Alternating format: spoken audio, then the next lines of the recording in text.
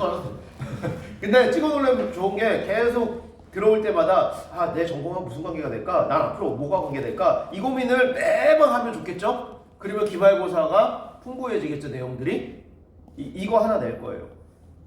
고민하세요. 내 전공과. 그래서 처음에는 이제 제가 조건을 내요. 처음에 나의 전공은 무엇이다라는 문장으로 시작해라. 이런 이제 조건들을 낼 거예요. 정확히 하고 조건, 내 전공이 없고 조건하고 연결해서 이야기하고 이래야 될 거 아니에요. 그거를 요건 그래서 기말이 진짜 필요성이 떨어지는지. 그러니까 필요성이 떨어지면 떨어진다고 써도 돼요. 내가 해보니까 도저히 연관이 없어. 근데 그 논리적이면 돼요. 그럴지 한번 생각해 보세요. 왜 그러냐면 저는 그렇게 생각을 합니다. 그러니까 앞으로 지금 인문학적 소양과 교양이라는 얘기를 하겠지만 여러분도 한번 생각해 보세요. 스페인이 세계문학이니까 우리 이제 세계적으로 한번 생각을 해보죠. 스페인이 영국 또 대제국을 대영 제국을 나중에 만들었지만 최초에 사실은 큰 함대를 만든 대항해 시대를 연 게 어디예요? 스페인 포르투갈이죠. 여러분들 알고 있죠. 포르투갈 게임에서도 알잖아, 그죠? 네? 포르투갈가 스페인이에요. 근데 그들이 나갈 수 있었던 건 뭐가 있었기 때문이죠? 무슨 기술? 기술로 보면 테크놀로지로 보면 항해 기술이죠. 근데 지금도 뉴스나 이런 걸 보면 최첨단 기술들이 계속 나오죠. 네. 만들어요. 기술 계속 연구해요. 공학에서도 연구를 해요. 부분적으로. 근데 항해 기술이 최대한 발달을 했어. 항해하고 싶지 않으면 항해 기술은 쓸모가 있을까요? 생각해보세요. 기술이 어느 방향으로 가고 쓸모가 있어야 된다지는 어디서 생각이 들까 우리가? 저쪽 서쪽으로 계속 가다 보면 섬이 있을 거라는 상상들, 즉 지리적 상상이죠. 지리적 상상이나 저쪽에 뭐 금이든 향신료든 이거 할 수 있는 경제적 필요, 이런 어떤 기술적이지 않은 요구에 의해서 기술이 합당할 때 우리는 도전하고 나가지 않나 이런 생각을 해보려는 거죠. 즉 기술을 만들려고 하면 뭐가 먼저 필요하겠어요? 뭘 바라는 욕구와 욕망이나 바람들이 필요하다는 거죠. 상상력이 요구된다는 거예요. 어떤 기술을 하기 위해서. 즉 우주적 상상력이 있기 때문에 우주선 만들려고 했던 거 아닐까? 근데 지금은 뭐예요? 기술 우선 사회죠. 경제 우선 사회고. 생각해보세요. 우리가 왜 해야 되는지, 정말 항해를 왜 해야 되는지, 이 배기술이 왜 필요한지, 우주선 기술이 왜 필요한지, 바이러스 마찬가지로 의학기술도요. 의학기술 왜 필요하겠어요? 우리의 거기에는 더 오래 살고 건강하게 싶으신 욕망이 있기 때문이에요. 그렇지는 않아요. 그러면 그 욕망이 옳은 것인지 그른 것인지, 욕망이 방향인지 누가 뭐겠어요? 인문사회적 상상력에서 시작이 됩니다. 기술 혼자서 되는 게 아니에요. 네. 단순히 삶의 문제고, 단순히 어떻게 살아야 되나 철학의 문제고, 이것만이 아니라는 거죠. 얽혀 있다라는 거예요. 복합적이라는 거예요. 어떤 기술의 발달도 사회적 요구에 따라서 이루어진다는 거예요. 그거에 대한 민감한 어떤 반응들도 필요하죠. 경제적 요구일 수도 있고 경영적 요구일 수도 있어요. 하지만 우리가 진짜 혁신을 하고 정말 세계를 변화시킬 정도까지는 아니지만 뭔가 내가 창의적이 되려면 사회적 요구만으로 따라간다고 될까? 그건 이미 분석되고 된 거예요. 그럼 그 너머를 상상하기 위해서는 상상력이 필요한 거죠. 도전도 필요한 거고. 그게 무엇인가라고 생각을 한다면 아까 지리적 상상력, 어쨌든 인문학적 상상력들이 필요할 부분이에요. 그런 상상력을 자극하는데 문학은 하나의 필요가 될 수도 있겠죠. 그리고 이 기술이 필요한지 필요 없는지 판단하는 어떤 경제적 요구뿐만이 아니라, 경제 유용성이 아니라 의미가 있는지, 의미의 문제들을 아마 여러분들에게 던져주는 부분이 있을 수도 있어요. 이건 그냥 그렇게 얘기를 하는 거예요. 고민해 보세요. 자, 교양을 쌓을 수 있고 인문학적 소양이 있어요. 교양. 궁금해. 이게 되게 어려워요. 교양 뭐라고 생각해? 교양. 뭐 같아요, 교양? 교양을 한번 물어보자, 교양. 시사나 여러 두루두루 아는 시사나 뭐? 여러 분야에 두루두루 아는 최소한의 시사. 최소한의 어떤 지식이나 최소한의 지식도 있고 두루두루 있고 아니 맞아요. 네. 한 명만 더 물어봐야지. 교양.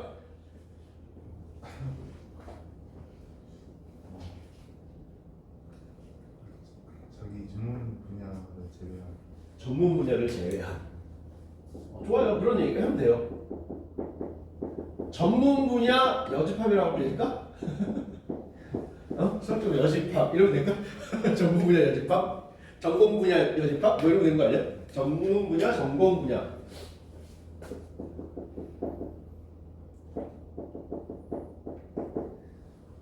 여집합 배워야 될까요? 어떻게 생각해요? 여집합은 정확한 정의는 아니에요. 이거 참고적이라고 하는데요. 그 외에 예를 들어 마치 뭐야 우리 학교일 때 공학과 비공학, 비공학이 도대체 뭐야 이런 거 정의가 안 돼. 그건 되게 정의가 안 되는 거거든요. 좀 더 생각해 보죠. 전문 분야의 여집합은 뭘까요? 아 진짜 전문 분야의 여집합은 뭘까? 뭐 나이 해도 돼요. 이렇게 아무거나 편하게 얘기해, 편하게. 정답 없어 지금. 저도 잘 모르겠다 그랬잖아요. 정답 없어요.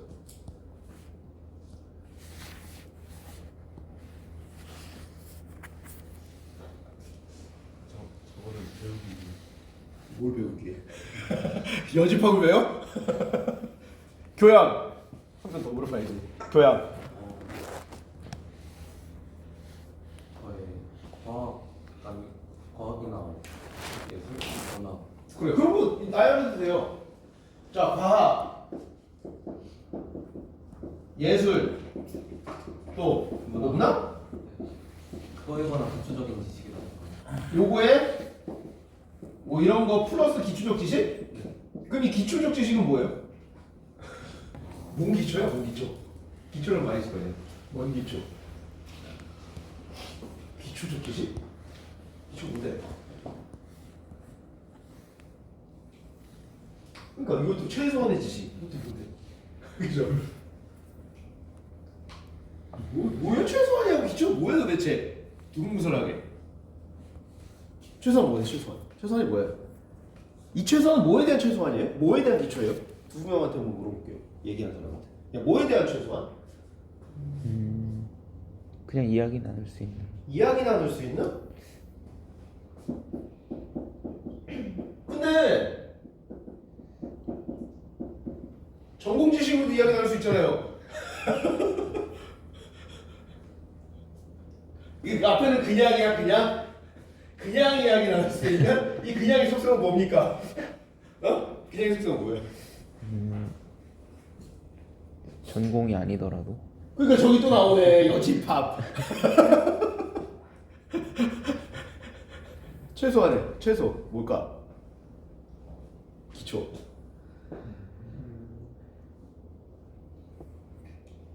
사람이 살면서 접할 수 있는. 사람이 살면서 접하는 거. 그래 뭐 이런 거. 그럼 사람이 살면서 접하는 게 뭐가 있어요? 예를 들어봐 얘 그냥 편하게 얘. 그냥 뭐 영화나 드라마가 될 수도 있고. 그래 영화 드라마.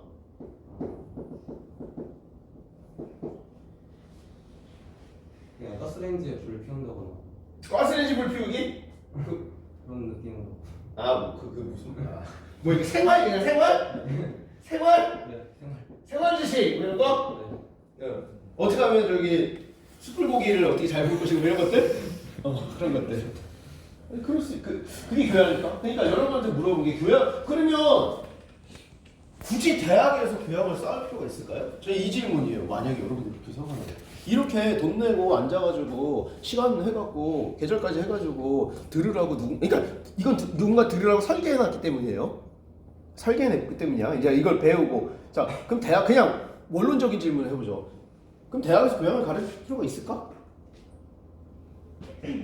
굳이 할 필요 있을까요? 그 질문이 들어오는 거예요. 굳이 우리가 앉아서 이렇게 할 필요가 있냐고요. 진지하게. 그리고 누군가는 설계해놨겠지.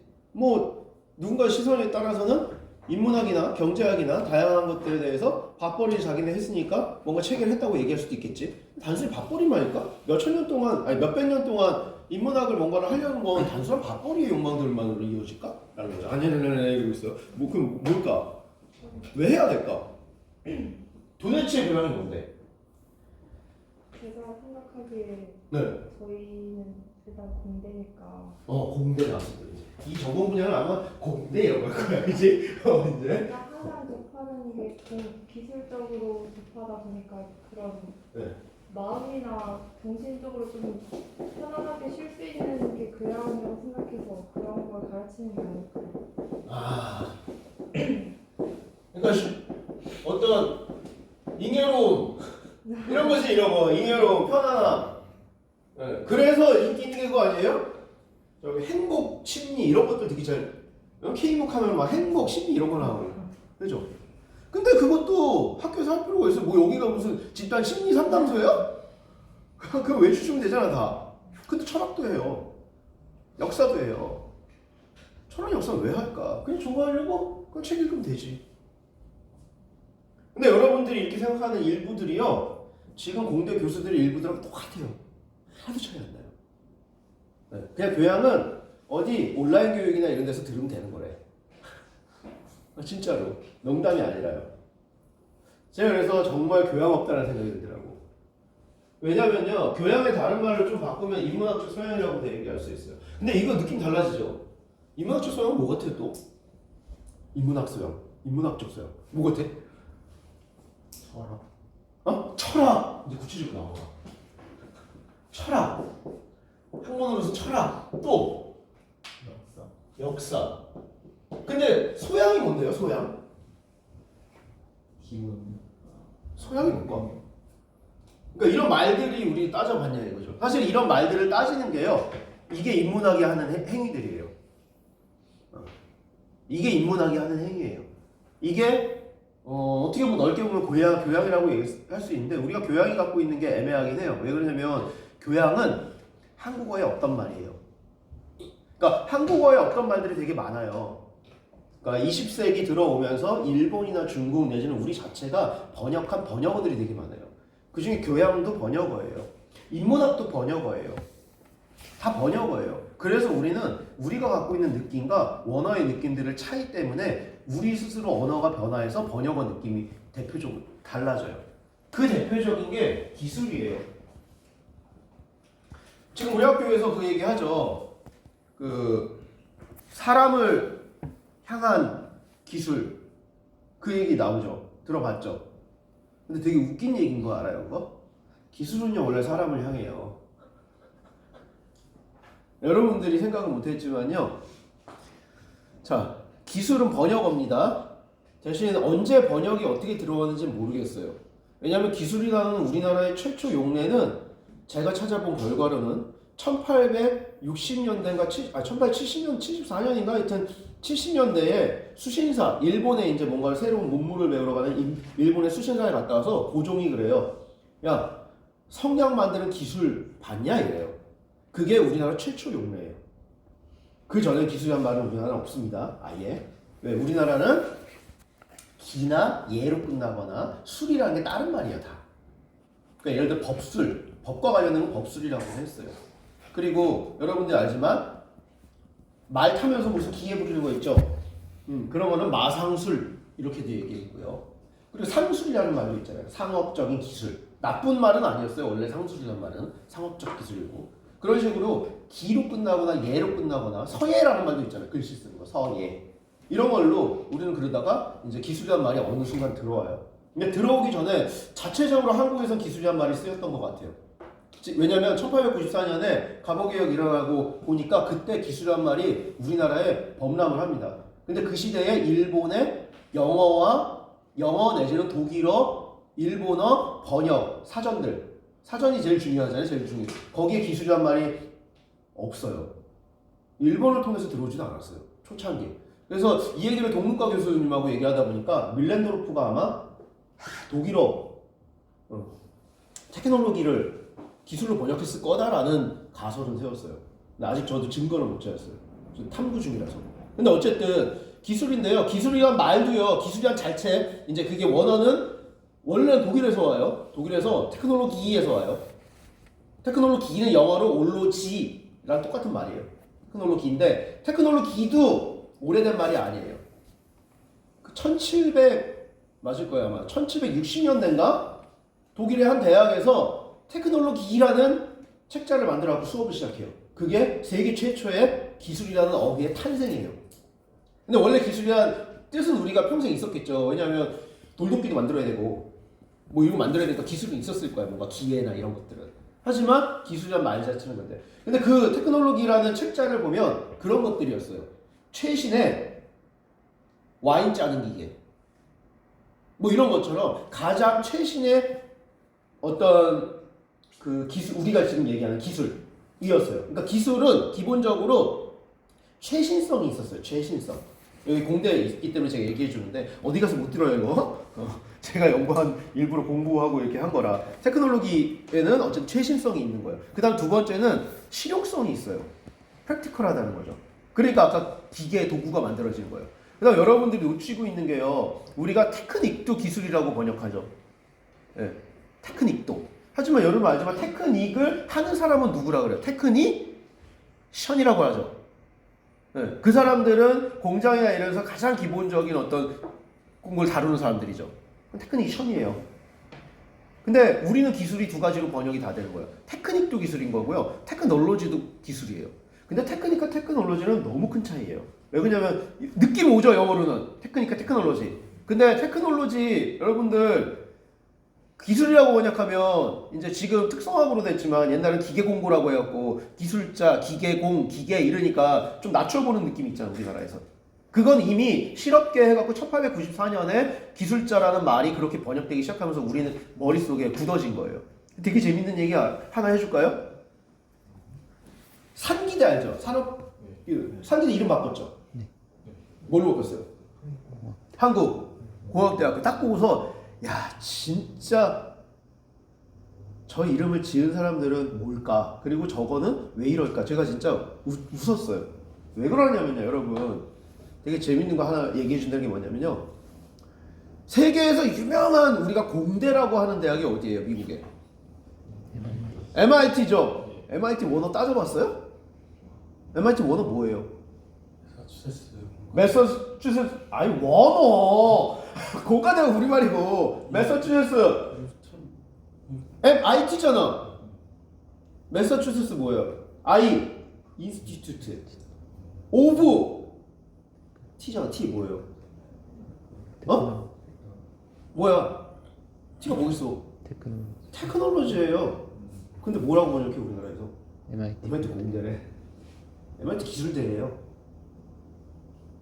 MIT 기술대고요. 또 유명한 칼텍이라고 들어봤죠? 칼텍 공대라고 부르죠. 웃기지도 않아요. 칼텍이 뭐야? 테크놀로지. 칼 기술대예요. 즉 우리는 번역이 돼서 기술을 낮춰오다 보니까 이 테크놀로지 공학으로 번역하는 거 알고 있었어요? 테크놀로지 공학으로 번역한 거예요. 왜? 기술이 없어 보여서. 근데 우리 학교는 4년제를 만들면서 아예 기술이라는 걸 붙이고 시작했죠. 한기대는. 독특한 지점이에요. 테크놀로지는 그렇게 됩니다. 그러면 왜 테크놀로지 그들은 MIT 공대, 칼텍 공대 이런 테크놀로지 붙이냐 이거죠. 테크놀로지 어원 때문에 그래요. 아까 얘기했잖아요. 일단은 첨단, 최신성, 실용성. 제가 하나 얘기하는 게 안 한 게 있어요. 여러분 테크놀로지죠. 테크놀로지예요. OLOGY. 접두어, 전미어예요. 올로지 쓰는 거 뭐 있어요? 자, 영어. 이데올로기. 어? 이데올로기. 이데올로기. 이데에 대한 올로기예요. 이데올로기는 이데에 대한 올로기예요. 이데올로기예요. 또 영어 쉽잖아. 뭐 있어? 뭐 올로지? 아스트로로지. 그치 에스트로로지. 에스트로에 대한 올로지예요. 에스트로로지 있지. 또 그렇지 지올로지. 지오에 대한 올로지예요. 지오는 뭔지 알죠? 지구란 뜻이잖아요. 에스트로는 우주란 뜻이잖아요. 지올로지 있어. 또 여기 저기 없어요? 애신아 없어? 애신아 없어? 애신아. 아 진짜 애신아 한 명도 없어요 여기? 애신아? 아니요. 왜? 애신아구나. 옆에. 애신아 이번에 저기 한 전공 이름 바꾸죠. 뭘로 바꿔요? 화학생명. 거기에 뭐 있어요? 올로지 뭐 있어요? 생명하고 관련된 거. 바이올로지 있잖아. 바이오올로지.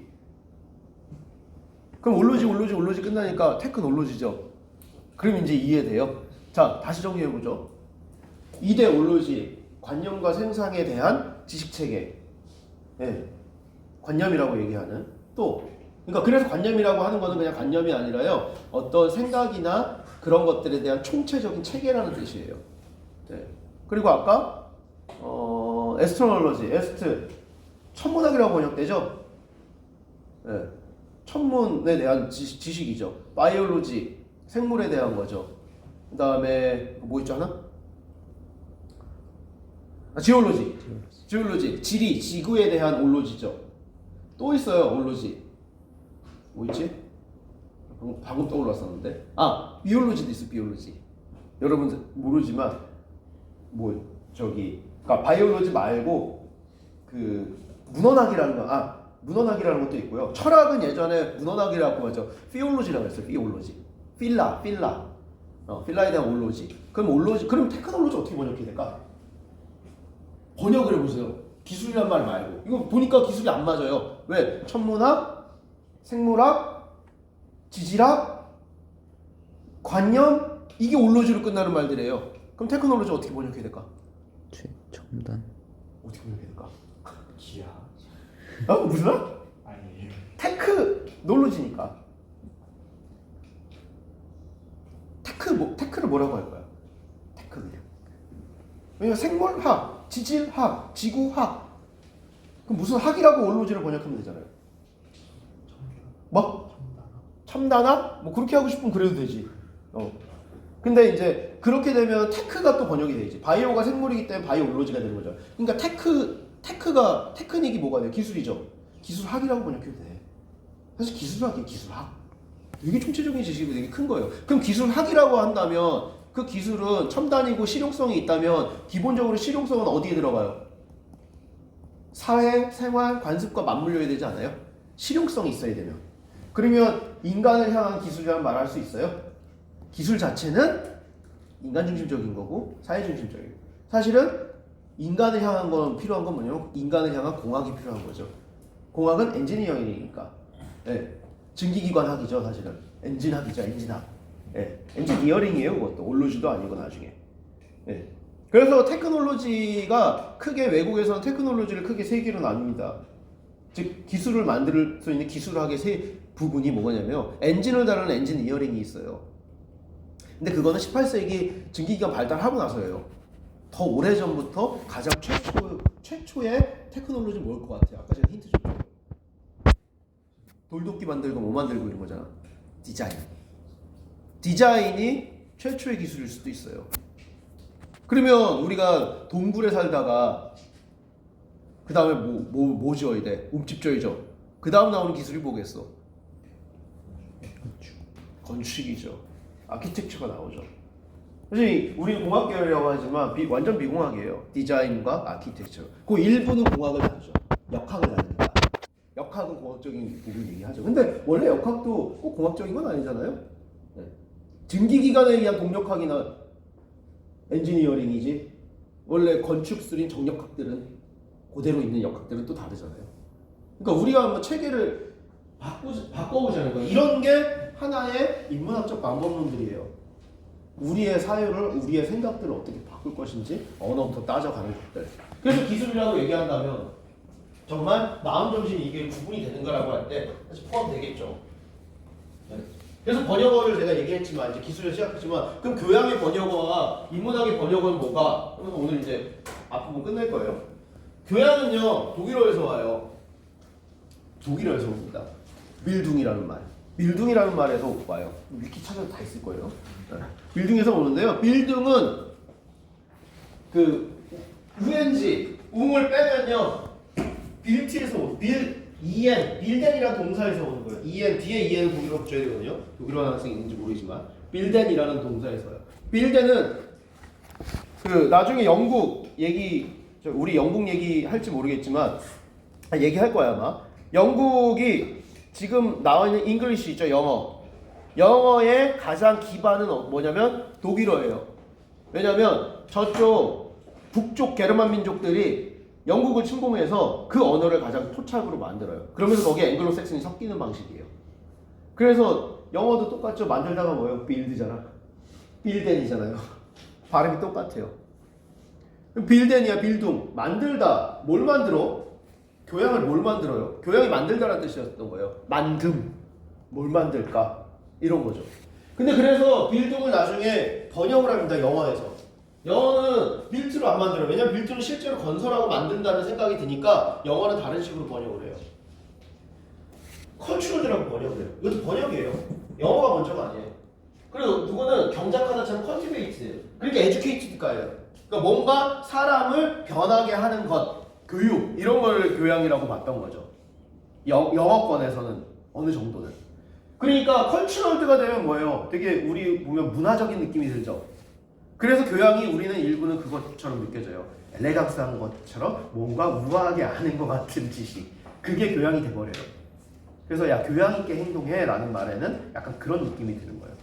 근데 컬처럴들은 그게 아니에요. 문화적인 거란 뭐예요? 문명과 야만처럼 문명인의 행동들이거든요. 근데 거기에는 좀 더 깊은 얘기들이 있긴 해요. 교양 과목하면 그렇다고 컨티베이트 그런 게 아니에요. 리버럴 아트라고 해요. 자유예요. 아까 얘기한 게 그거예요. 그러니까 그냥 제가 했잖아요. 전공 분야 여집합 공대 이 여집합이 뭐겠어? 이거는 내가 스페셜하게 하고 뭐하게 하는 것. 그럼 나머지는 자유롭게 하는 것. 그래서 교양 과목 리버럴 아트라고 번역이 돼요, 실제로. 그 저기 얘기 나올 때 이렇게 연결이 돼요.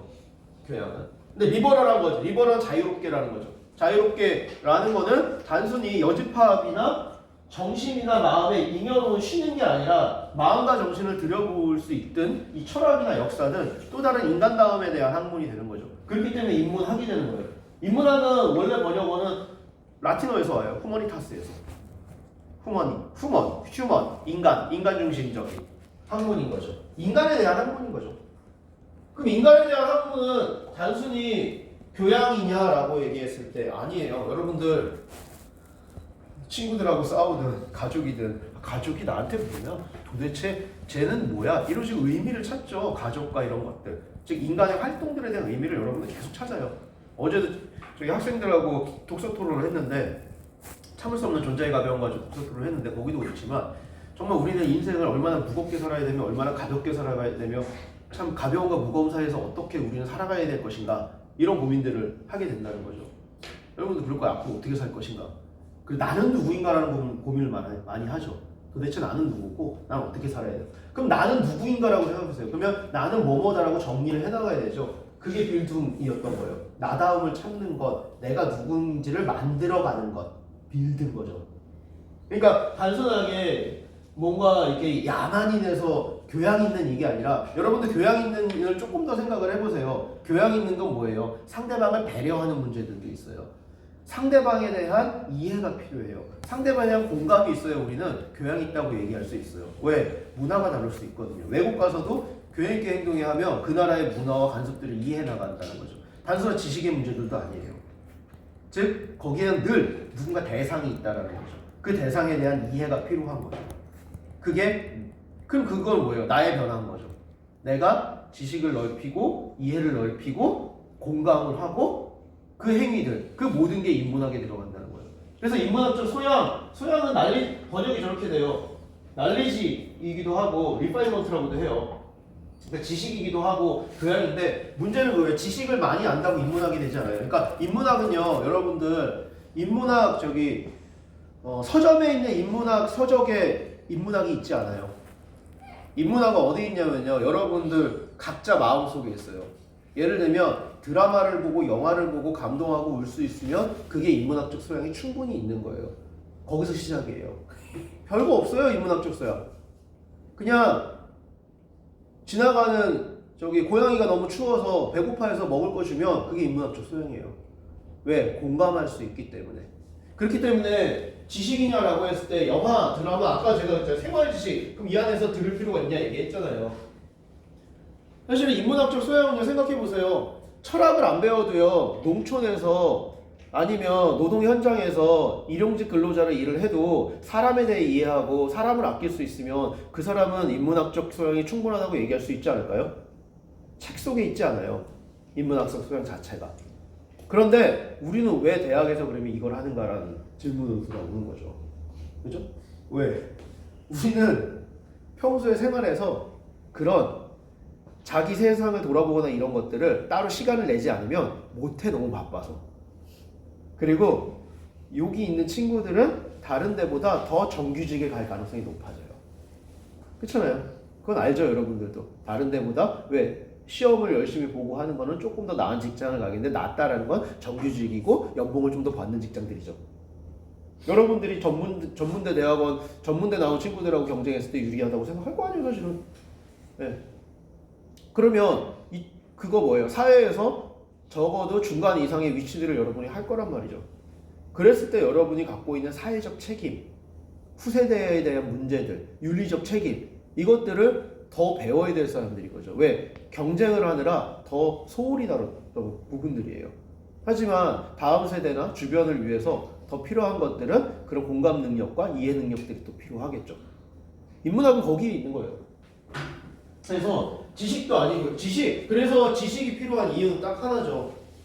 지식적 측면은 지식을 통해서 아는 게 중요한 게 아니에요. 그 아는 걸 내 걸로 해서 실천할 수 있는 데까지 가야 돼. 그러니까 인문학도 실천의 학문이에요. 네. 그러니까 야 저기 동물들도 고통을 느껴. 아니면 반려견 같은 경우에는 정기적으로 데리고서 산책을 꼭 해줘야 돼. 이걸 알면 뭐예요? 그럼 인문학 지식이 많은 건가? 동물학 지식이 많은 건가? 아니죠.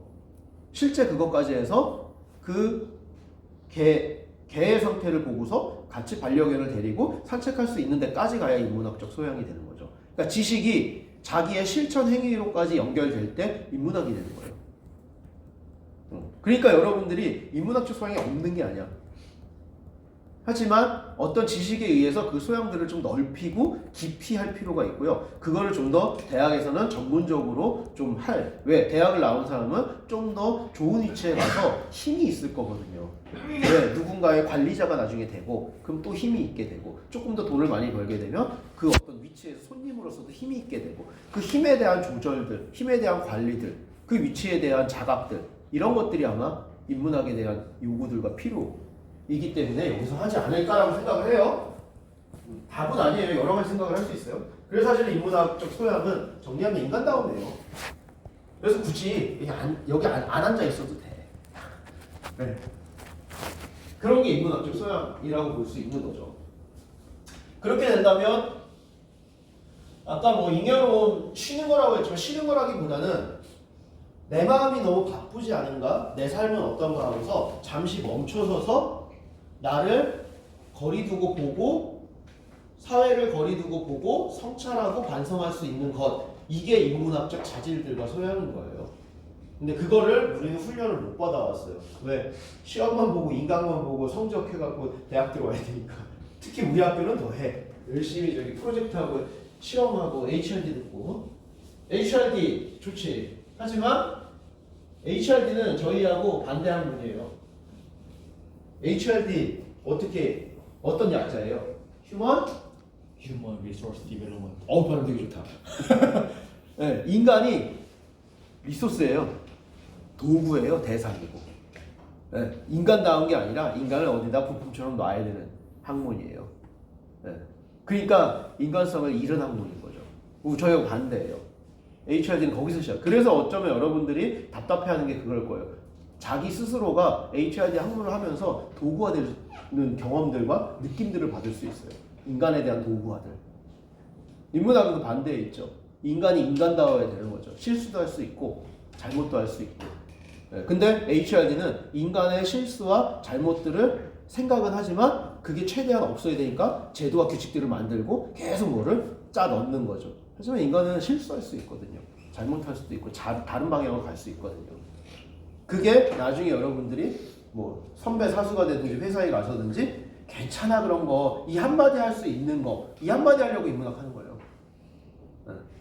실수할 수도 있고 아파할 수도 있고 무슨 일이 있어? 하고 좀 오늘은 쉬어줘. 내가 좀 할게. 꼭 선후배 유괴관계도 없이 좀 끊어낼 수 있고 이런 사람다운 삶을 살기 위해서 하는 거고요. 세계문학은 또 어떻게 시작해야 될지 모르겠어요. 그런 면에서 한국 문학 안에만 갇히지 말고 세계니까 다양한 고민들이 있겠죠. 인간이 몇 억 있는 만큼 그런 면에서 세계문학은 좀 더 다른 지평들을 열어주는 것이 아닐까. 그리고 똑같은 한국에서 나온 동일한 주제라도 더 잘 쓴 게 외국에 있을 수 있으니까 네, 꼭 세계에서가 아니라 누군가는 더 잘 쓴 작품이 있을 수 있으니까죠. 기술도 그렇잖아요. 어딘가 더 잘할 수 있는 것. 그렇게 본다면 세계문학은 동일한 주제, 꼭 세계라는 문화라는 건 아니더라도 그 잘 쓴 것, 좋은 작품을 읽는 어떤 경험일 수도 있다라는 것이 될 거예요. 여기까지 오늘 도입이 좀 길었어요. 짧게 그거 하냐고 짧다고 생각해서 이러다가 정신 끝나겠네. 이러다가 궁금한 거 있으면 이렇게 들어서 물어보면 돼요. 진짜 기술은 뭐예요? 이러면서 이거 되게 자유롭게 강의하면 돼요. 여기까지가 전반부입니다. 이제 45분 됐고요. 아 저거 있어. 조별토의 한다 그랬죠? 조 나눠 왔어요. 조 나눠서 앉아야 돼요. 가나다